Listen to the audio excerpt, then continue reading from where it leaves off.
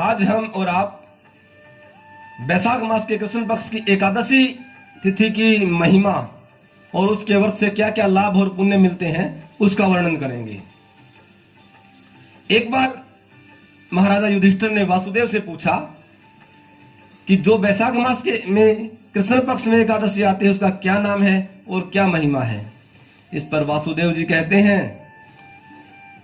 यह बरूथनी एकादशी का व्रत इस लोक में और परलोक में बड़ा सौभाग्य प्राप्त करा देता है। यह व्रत इतना पुण्यशाली है कि सभी सुखों की प्राप्ति करा देता है और यहां पर तो भोग, और जब हम इस देह को त्याग करते हैं तो मोक्ष की प्राप्ति करा देता है। इसका उदाहरण है राजा मानधाता, धुंधुमार जैसे अनेकों राजाओं ने, अनेकों ऋषियों ने, गृहस्थियों ने स्वर्गलोक को प्राप्त किया है। इस एकादशी के व्रत से जो फल प्राप्त होता है उतना फल आजकल तो इतनी आयु नहीं है। पहले के युगों में जब आयु ज्यादा होती थी तो 10,000 वर्षों तक हम जो तप करके फल प्राप्त करते थे वो आज इस बरूथनी एकादशी के तप व्रत करने से हमें वो उस तप का फल मिल जाता है। घोड़े के दान से हाथी का दान सर्वश्रेष्ठ बताया गया है। हाथी के दान से भूमि का दान श्रेष्ठ है और भूमि के दान से तिल का दान श्रेष्ठ है।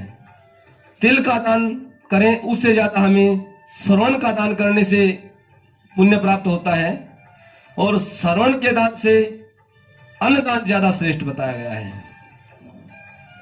क्योंकि चाहे देवता हो, पितर हो, मानव हो, अन्न से सभी की तृप्ति होती है और कन्यादान को अन्नदान के समान बताया गया है।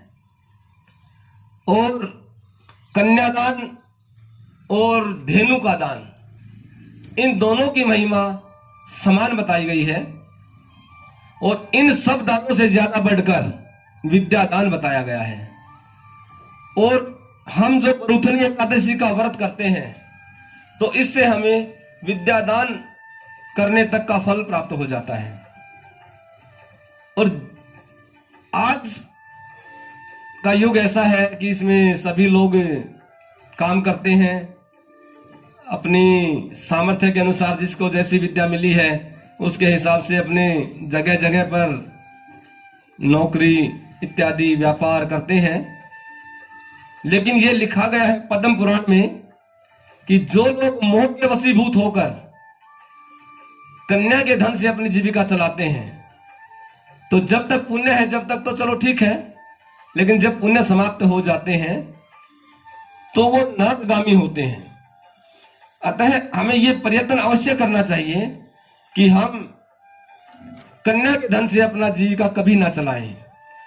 बल्कि यहां तक वर्णन मिलता है कि जो व्यक्ति अपनी शक्ति और सामर्थ्य के अनुसार कन्या का आभूषणों से उसको सुशोभित करता है और फिर उसका दान करता है तो उससे हमें इतना पुण्य प्राप्त होता है कि उसका तो वर्णन स्वयं चित्रगुप्त भी नहीं कर सकते। और जो बरूथनी एकादशी का व्रत करना चाहते हैं वैष्णव भाई नियम से और उसका पूरा का पूरा लाभ प्राप्त करना चाहते हैं तो हमें 10वीं तिथि से ही उसके नियमों का पालन करना चाहिए। जहां तक संभव उतना करें।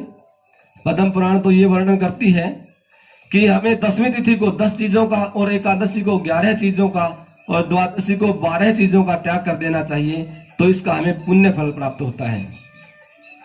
लेकिन जितना संभव हो उतना आप नियम का पालन अवश्य करें। 10 वस्तुओं में जैसे हम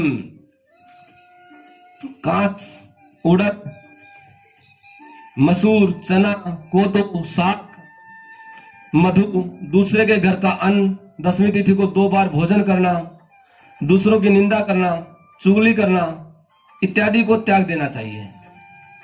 ऐसे ही एकादशी को हम दूसरे की निंदा ना करें, चोरी, हिंसा, ब्रह्मचर्य का पालन करें, इन नियमों के साथ एकादशी का व्रत करें। और द्वादशी को भी जब हमारा व्रत पूरा हो जाता है उस दिन भी हमें नियम का पालन करना चाहिए। कांस, उड़द, शराब का सेवन, मधु, तेल लगाना, पतितों से व्यवहार करना, चोरी, मैथुन, बैल की पीठ पर सवारी करना इत्यादि का त्याग कर देना चाहिए।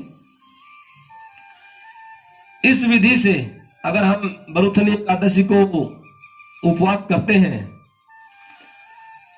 और रात्रि में जागरण करके माधव सरकार का पूजन करते हैं, मधुसूदन भगवान की भक्ति में लीन रहते हैं अगर हम रात्रि को, तो इससे हमारे सारे पापों का शमन हो जाता है। इसलिए जो हमारे से पाप होते रहते हैं उन पापों का शमन करने के लिए हमें बरुथनी एकादशी का व्रत अवश्य करना चाहिए। और इस कथा का श्रवण अवश्य करना चाहिए, क्योंकि कथा का श्रवण करने से ही हमें व्रत करने का पूर्ण लाभ प्राप्त होता है। शास्त्रों में इस बात का वर्णन मिलता है कि इस बरुथनी एकादशी की कथा सुनने से सहस्त्र गोदान का फल प्राप्त होता है और मनुष्य सब पापों से मुक्त होकर विष्णु धाम को प्रतिष्ठित होता है। जय जय श्री राधे, जय जय श्री राधे।